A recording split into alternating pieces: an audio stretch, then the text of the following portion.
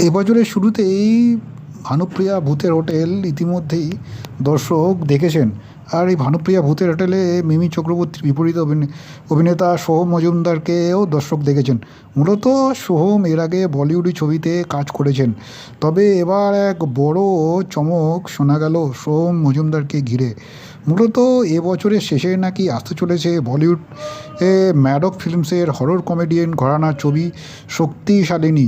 সবচেয়ে বড় বিষয় হলো এই ছবিতেই মুখ্য আকর্ষণ হিসেবে থাকবেন সাইয়ারা ছবির নায়িকা অনিত পদ্মা, যিনি সাইয়ারা ছবিতে ইতিমধ্যেই বলিউডে নিজের জনপ্রিয়তাকে তুঙ্গে পৌঁছে দিয়েছেন।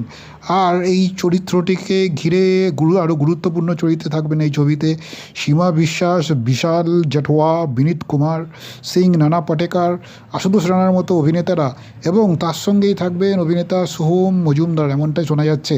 এই ছবির পরিচালনার দায়িত্বে থাকবেন আদিত্য সরপোদ্দার।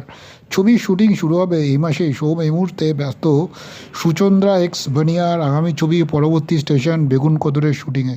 সেই কাজ সেরেই তিনি পৌঁছে যাবেন মুম্বাই। সম্ভবত আগামী মাস থেকেই শুরু করবেন শক্তিশালিনীর শুটিং।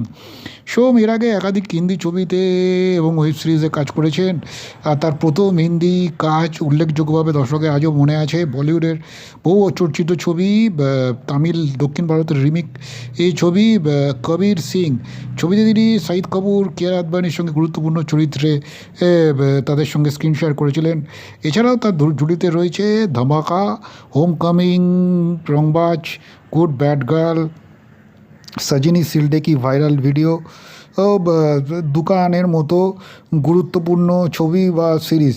মূলত শক্তিশালিনীতে সোহমকে কোনো ভূমিকায় দেখা যাবে আপাতত সেটা জানতে সকলেই উৎসুক রয়েছেন, তবে এ বিষয়ে এখনও কিছু জানাতে চাননি অভিনেতা সোহম মজুমদার।